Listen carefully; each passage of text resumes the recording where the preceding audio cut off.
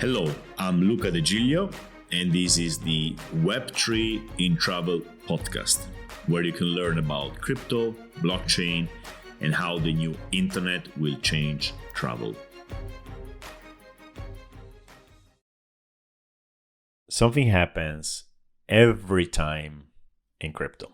There's a bull market, everybody gets in, everybody wants to get rich, everybody thinks crypto is huge, and everybody treats people in crypto as geniuses, and then everything crashes. Everything crashes because markets behave like this. There's too much hype. People stop thinking. They get, their brains get attacked by a virus called greed, and then everything crashes. And when everything crashes, many people who came when things started going well and who stayed when things were going well, talking about well in terms of pricing here, they go away. That's a classic. Somebody stays, and every time we have a bit more people who understand that beyond the speculation, beyond the hype, there is something. Now, where do these people go after the bull run? Well, they usually go to the next hype thing. Maybe last time, was it the metaverse? Maybe not. Metaverse was a bit earlier. Wherever. They go where the trend is going. They are trying to ride the next wave. Okay? It's understandable. You make money in waves. You make a name of yourself in waves. You better be where the attention is. Fine. This time, everybody has gone to AI. Why? Well, because AI is now in a hype moment. But there's something we learned in crypto, is that if something is hyped, it is less valuable than people think. That's what everybody learns.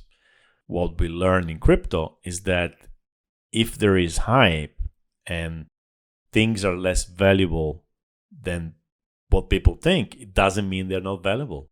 It means simply that the value is lower than what it should be. It's lower than what it looks. Now, think of it this way.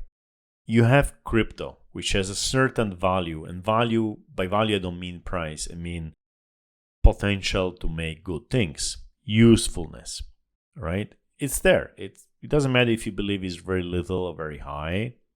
It doesn't matter. There is some value in crypto. Unless you think crypto is totally valuable. If it has no value, just forget it.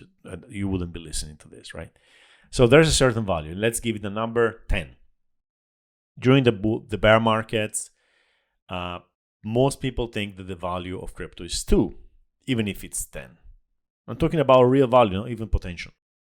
Let's say crypto is useful for cross-border payments. You can skip the existing legacy businesses which charge a lot of commissions. Crypto is useful for that. Okay, it's worth 10. Most people in bear markets think it's 2. Then the hype builds, goes to 3, goes to 5, it goes to 10. It goes to 10 for a second. It's a millisecond in which actually crypto is valued at its real value, right? It doesn't last long. I mean, this is the shortest thing in the universe. And then it goes to 100. People start thinking crypto solves everything, like those Bitcoin extremists who say Bitcoin fixes this. The Bitcoin fixes marriages, Bitcoin fixes wars, Bitcoin fixes your diet. You should only eat steak and stuff like that, right? So that's the hype cycle. We are in a situation in which crypto is worth 10, people think it's worth 100, and during this time, the real value of crypto goes from 10 to 20. Why? Because, behind the scenes, people are working on it. Maybe behind the scenes, there's a breakthrough in technology. And I would also argue society changes and makes crypto more important. Like, institutions are crumbling.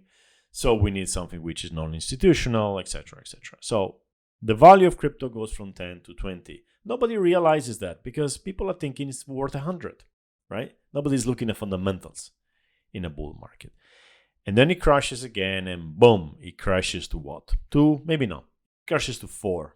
It used to be 2, crashes to 4. People believe a little bit more, right?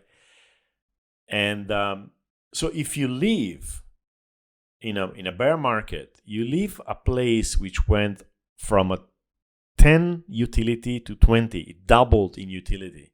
It doubled in real value, and you leave, right, for the next hype thing.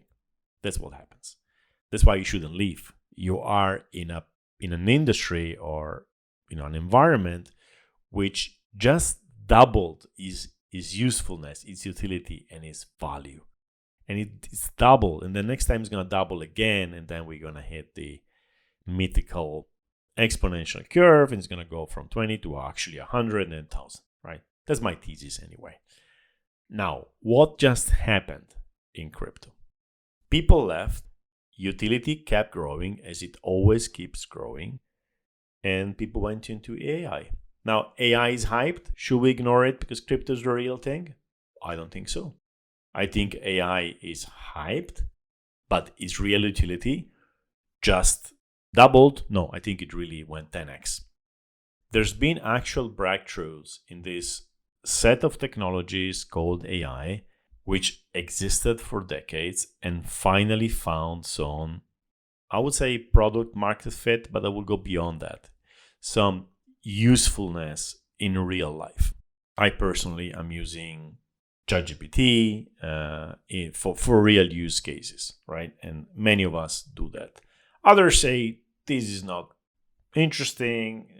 This is like just an autocomplete, blah, blah, blah. Everybody has a different opinion. Of course, there are also those who think this is very dangerous. And I think there are dangers, of course. But apart from that, is AI hyped? Yes. Should we ignore it? No. Am I one of those who say, okay, I'm going to pivot this podcast from Web3 in travel to AI in travel because that's the next big thing and I'm going to have more followers and I'm going to be able to make money as a consultant? No. What I want to talk about today is the intersection between AI and blockchain in the context of the travel industry. Why are AI and blockchain connected? Well, because blockchain, crypto, is native value of the internet. In a simple way, is money on the internet, native. It's been built on top of the internet. While the money we use today is being built before the internet. To simplify this very, roughly.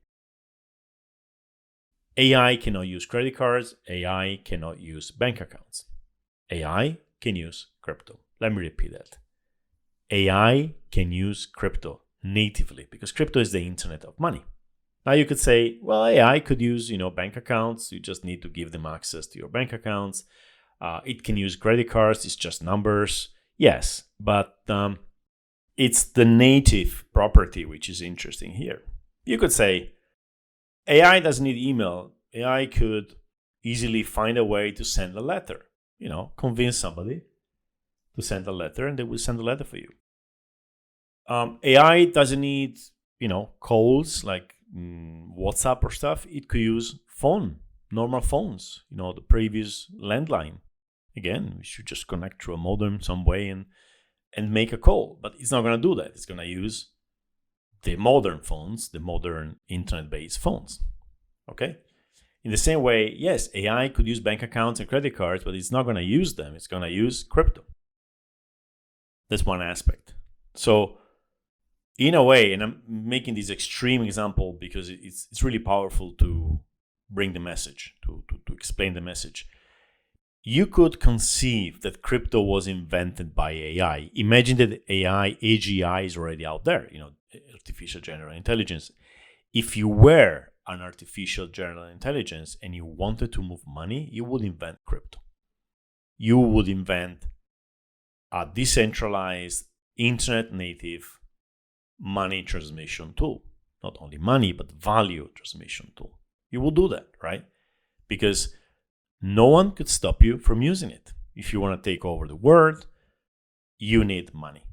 And crypto is better money for AI than legacy fiat money systems. The other major aspect is that crypto is programmable money. You can automate stuff which you cannot automate with fiat money. Yes, you can have AI can have access to a bank account, but it cannot program this money to do something because fiat money is not programmable. Crypto, on the other hand, is programmable. So AI has a tool to make payments, to make contracts. Now, where does this take us? Well, I don't know. But the big breakthrough I had in my thinking recently, after a few months getting pretty deep into AI, and I'm going to tell you a bit how deep I went into that, of course, deep as a layman, not as a technologist, is that we in crypto, we have been waiting for mainstream to come to us. We have been waiting for normies, normal people, to come to us and start using crypto. And then we realized that it is not going to happen, at least until we make better systems, specifically wallets. And it's going to happen if we do centralized things. If we centralize it, make it easier, login and password, we take care of your money, we take care of your NFTs, we take care of your accounts, which is the hybrid 2.5 approach, which, yes, is going to make things mainstream, but at the same time is going to make it less real, make it less free, less crypto, less sovereign. It's basically polluting the whole basic ideas of what crypto is in a technological term, not ideological term. Crypto means you have ownership of your own digital assets in this new continent called the internet, where we don't want to have kings, we want to be citizens. The moment you need an intermediary, you need a custodial to help you manage these digital assets, in a way, in part, you're going back to Web 2, where you outsourced all your security to somebody else. Now, why we were waiting to see the mainstream adoption, either by making it easier for everybody in a decentralized way, and we are years away from that, or by giving back power to some centralized custodial agencies, something has happened. We have a new player on the internet. We have a new agent. Before, it was like people and companies, right? Maybe governments, put them together with companies, institutions, people and organized groups. We have a new player, and this player is AI. AI is like a new kind of entity which can think, act, spend, earn, and interact. So the question becomes, who is going to use crypto? People? Well, they haven't used crypto for what, 14 years now? Institutions? Well, institutions don't really want to use crypto because it undermines their power in many ways. So who's going to use crypto? Maybe AIs. AIs interacting with other AIs or with people and or institutions. So the big question is AI the real adopter of crypto? And this is a question. It's not a thesis. I don't know. This is just a new thought I realized recently. It's something which was discussed a few years ago already, but before we saw what LLM were doing, I personally didn't realize how powerful this could be. So is AI the real adopter of crypto? Are we building crypto for AI? You understand this is a very important thought. It changes everything. Now, the answer in part is for sure yes. Certainly, some AIs will use crypto. So the question is more, to what extent? Will the main user of crypto be AI? Will it just be a subset? most users will be people. Maybe most users will be institutions. I do not know. Nobody knows. But the race is on in the sense that AI will certainly make use of that. Okay, and AI doesn't have a problem in keeping a wallet safe or learning how these things works. AI is teaching me how to read a smart contract. AI knows how to keep things safe. If I have a question about how to keep, how to use a safe, maybe AI knows it. Yeah, cutoff date September 2021 for GPT, but you can train it. You can get the last documents from Nosy Safe, upload them in your own computer and ask AI to learn, and then you ask AI. I'm already kind of instructing AI in my local computer to know everything about ordinals on Bitcoin. So instead of reading a lot of stuff, I just feed this stuff to the AI, and then it's able to answer questions for me. Now, travel. How will this impact travel? I have no idea. I have no idea how AI, and I'm sorry I'm repeating this word a million times, maybe I should say LLMs, okay, large language models, are impacting the internet itself. And will they impact travel? Of course, it's the same thesis, because Web3 is going to change the internet itself. Of course, it's going to change travel, which runs on the internet. If LLMs are going to change the internet itself, of course, they're going to change travel. Now, the question is always how. And the instinctive reaction is to, try to build apps with this stuff. An app for travel, an app to write descriptions in your Airbnb listing, an app to make bookings, etc., etc. And the other approach is to say, okay, let's go deeper than the app. Let's go below the industry itself. Let's see how will AI change the very fabric of the internet rather than an app which is helping you do something, of course, useful, of course, revolutionary, of course, hyped. And let's think about that. So what I'm trying to say here is, like, we have to start thinking in terms of the internet is changing. Crypto hasn't yet changed it to a level which makes itself felt for most people in the travel industry. GPT and all these models will do this probably much quicker. So what people in the travel industry will experience in the next months and years is, oh my God, the internet is changing. So all my models, which were good for Web 2, I'm not good anymore. I have to change something.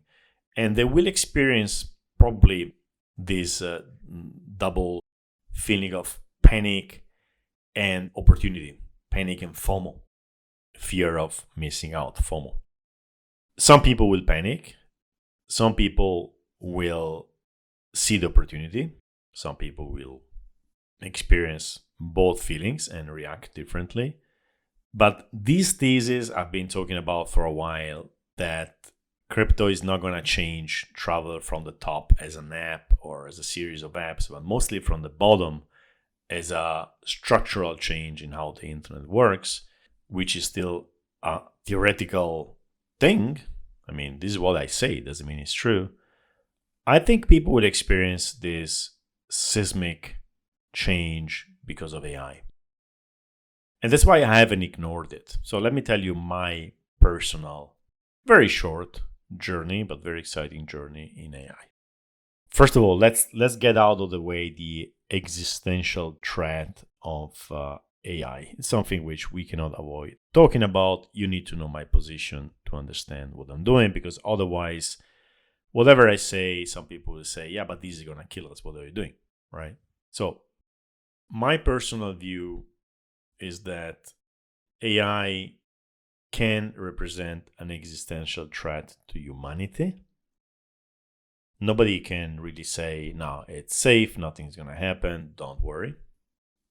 But I find this to be a very simplistic reading, which is falling in one of the human cognitive biases, which is the recency bias, which basically means is a cognitive bias. I'm reading Wikipedia here. Is a cognitive bias that favors recent events over historic ones. Basically, we are looking at AI, we are mesmerized by AI, and we are thinking AI is going to kill us.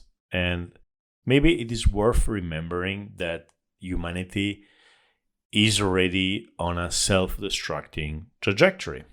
Arguably, maybe some people don't agree, maybe, I don't know. Still, at least a couple of things are dangerous. One is the nuclear weapons, and this has been going on for what now? Since the Second World War, it's over 70 years. We have built weapons which could destroy humanity in a matter of hours. And we got used to them, so we don't think about them anymore, but they're still there. The recent war in Ukraine kind of reminded us that there's a danger. But now we're talking about AI. We forgot about it again until the next scare. Now, is AI more dangerous than nuclear weapons? I don't know. What I can say, nuclear weapons are dangerous. They make it conceivable with the right set of circumstances that human life or general life on Earth is wiped out. Why are we not freaking out about nuclear weapons? Well, because we've been freaking out for a long time until we got used to it. So if AI doesn't destroy us in the short term, we probably stop freaking out because it's the recency bias. It's new, it's scary. That's how we think. We see a new thing, we try to see if it's scary. That's what allowed us to survive in nature. So does it mean AI is not dangerous? No, I'm just saying it's dangerous. It has a very, very high harmful potential. But we were on a trajectory already. Climate change. Well, some people don't believe it. Do I believe it? Yeah, probably. I really haven't studied it enough. My default reading is that yes, it has potential destructive consequences, which again could bring humanity to total or on the brink of destruction. Again, why are we not freaking out over this? Some people are freaking out because we've been hearing it for decades. Now, we are, as a species, destructive. We have created destructive weapons and we have created destructive situations with climate change. What does it say about human intelligence, organic intelligence?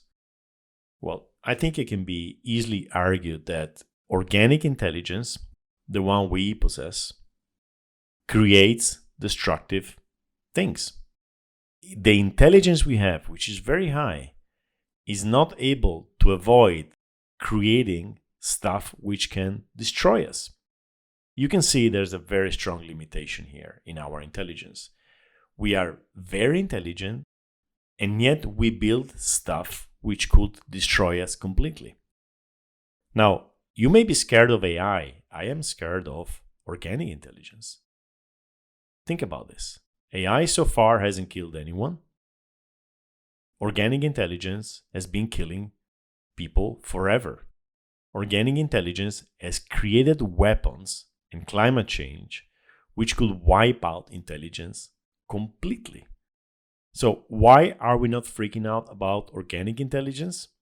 Because it's us, because we've been dealing with it forever. And so far, it hasn't yet destroyed us.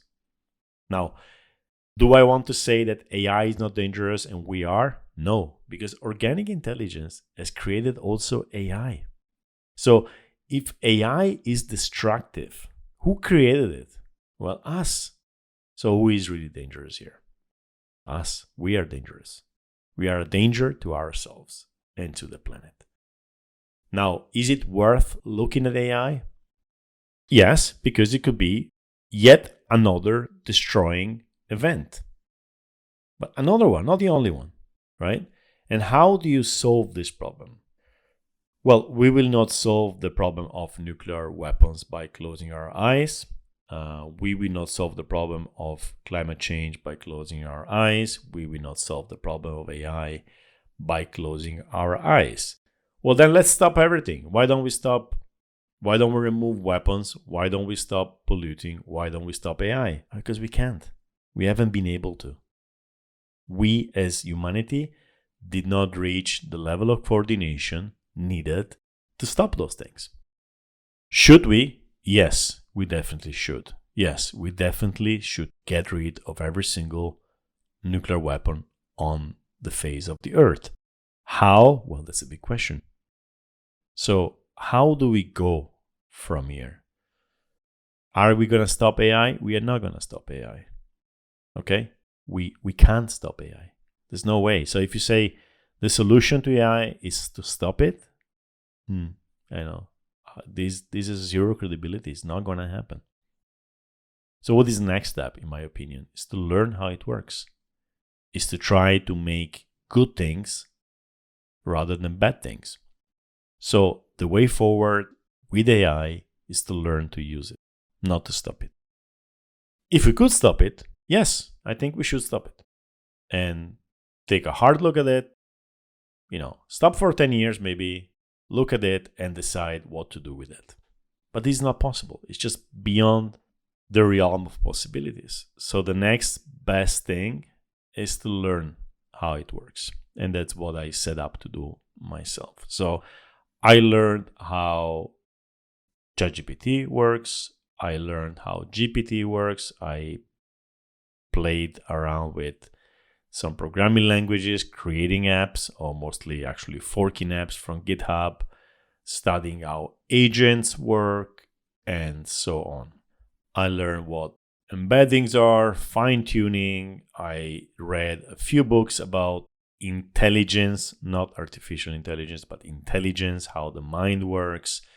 And yeah, I went through this rabbit hole in the same way as I went through the crypto rabbit hole, and I learned a few things. Doesn't make me an expert, but yeah, it puts me in the top 90% of people who know about AI, because that's easy. Because most people don't know. They just don't go deep into things. They parrot what they hear about. They just complain, or they just adore it. So yes, by spending a few months into this, I put myself in the top maybe 90% of people in the world who know about AI, which is very easy to do again. And that's a classic thing happening. The same thing with crypto. It was very easy. It still is very easy to become one of the few people who actually understand crypto. It doesn't take a long time, because these are very quickly evolving technologies, and most people ignore them. They just stay on the surface. So as long as you have the time and the passion to go a bit deeper than the surface, you become an expert. It's really hard to become a real expert, like real AI experts. They have decades of experience. They are scientists. I'm not talking about that. I'm talking about, if I go in the middle of the street and I look at people, I can be pretty sure if there's 100 people, I'm amongst the 10 who know something about AI. The other 90 have no idea.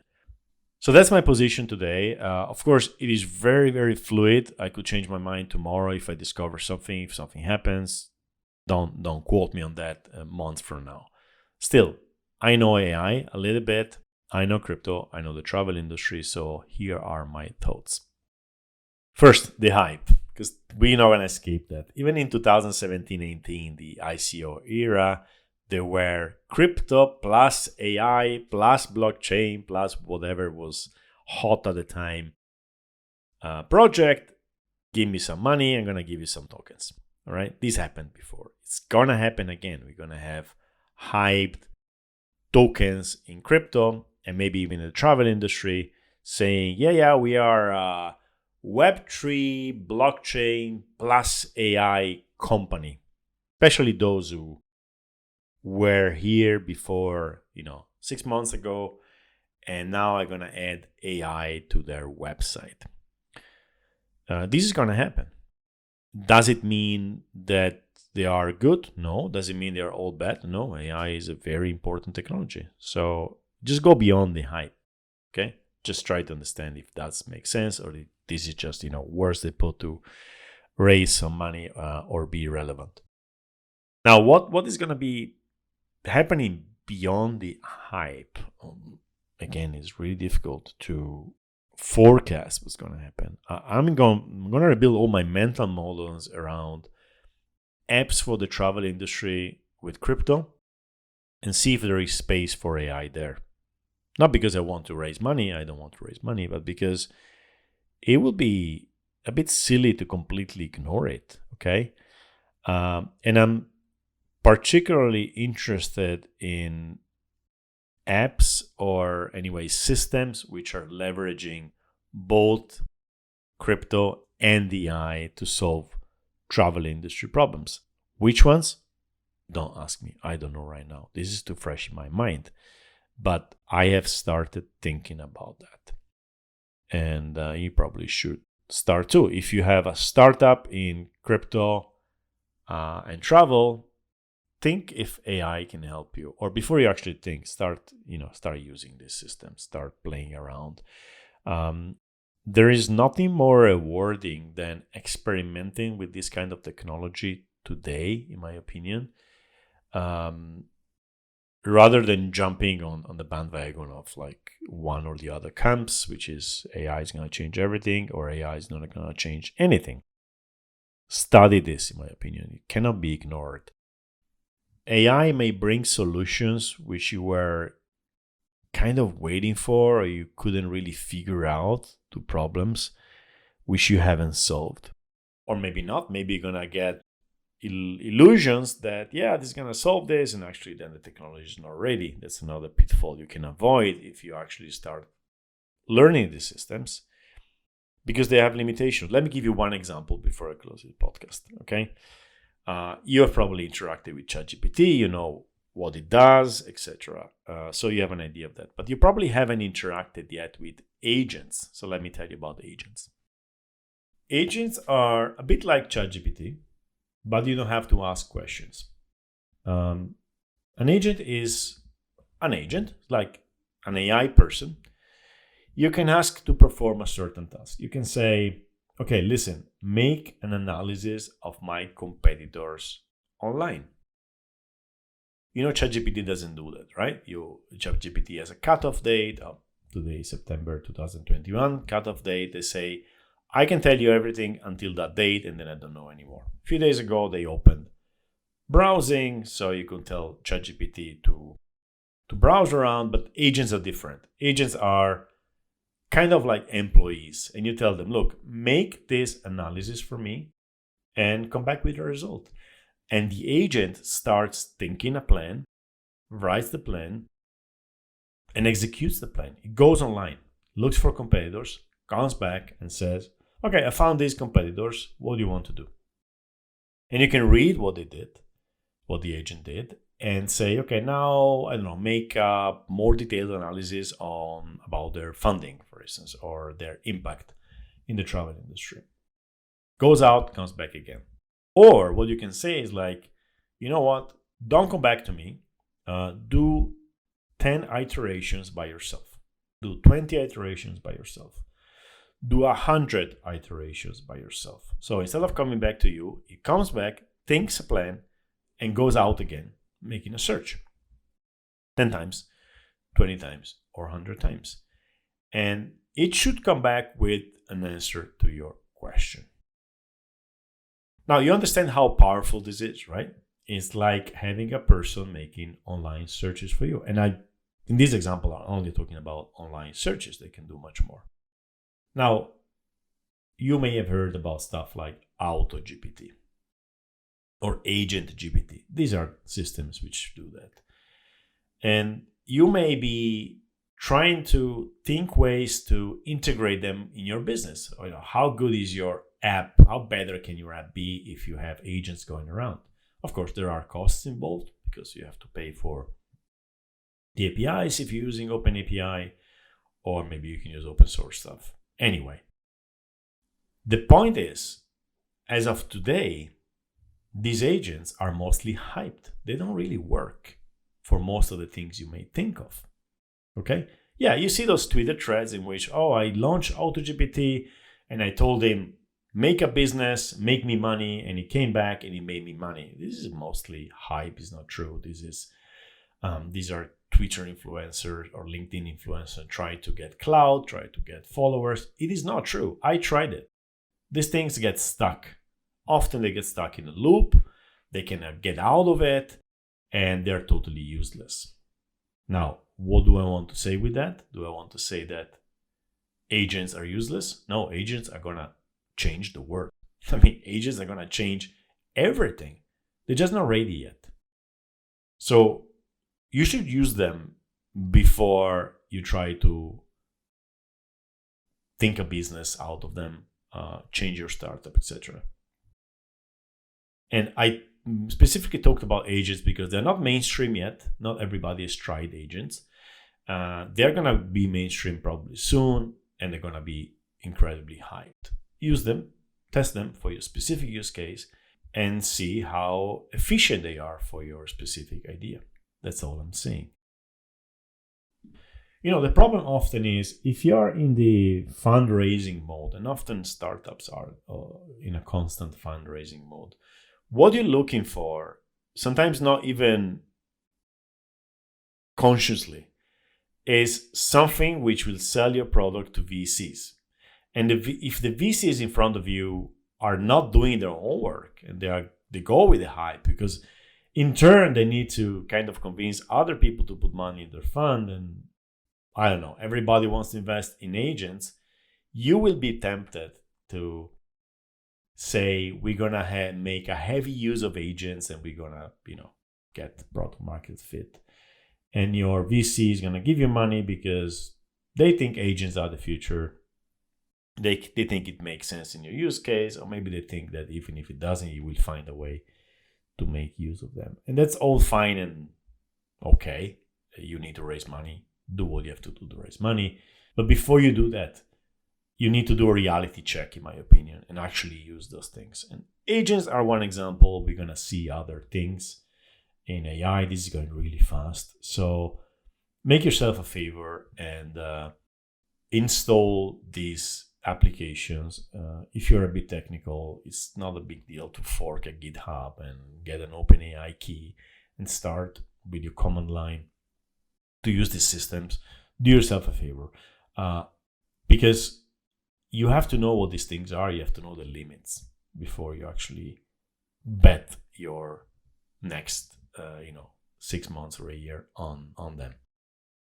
Having said that, the potential here is enormous. And when you couple both AI and blockchain, it's mind-blowing. It's like two elements which together can really make an explosion. Why am I so sure about that? Well, because I tried it, because I saw the potential in AI, and I know the potential of crypto. And as an external validation, I recently completed a course, an official course at the University of Nicosia about blockchain. And this is a very serious institution. One of the professors is Andreas Antonopoulos, which I admire and respect. And in one of the lessons, not Andreas Antonopoulos, another professor was talking about the convergence of AI and blockchain.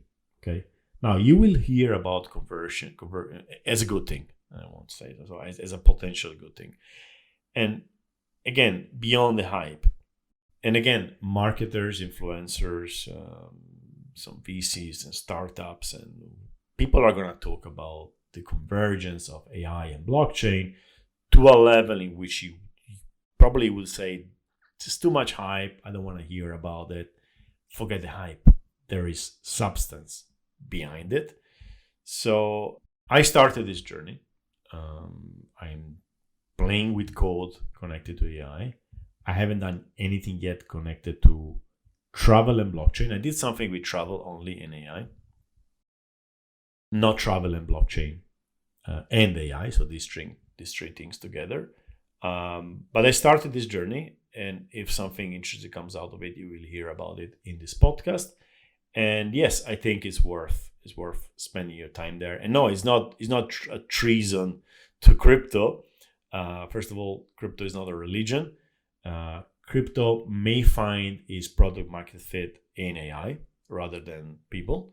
So I suggest you to go deep into this without any guilt of abandoning crypto or chasing the next hype. There is something very substantial here, and these two things together could really ignite the next revolution in travel.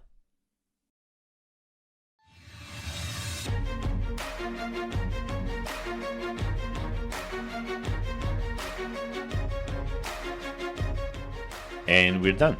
Thank you for listening to this episode. For more insights, follow me on Twitter at Tripluca, TRIPLUCA. If you enjoy my podcast and want to support it, head on to podcast.web3intravel.com, 3 is a digit, and mint an NFT. If you want to sponsor it, you can do it at the same page. I will mention you in the podcast, and your name will appear on all donation NFTs for a while. Thank you, and ciao.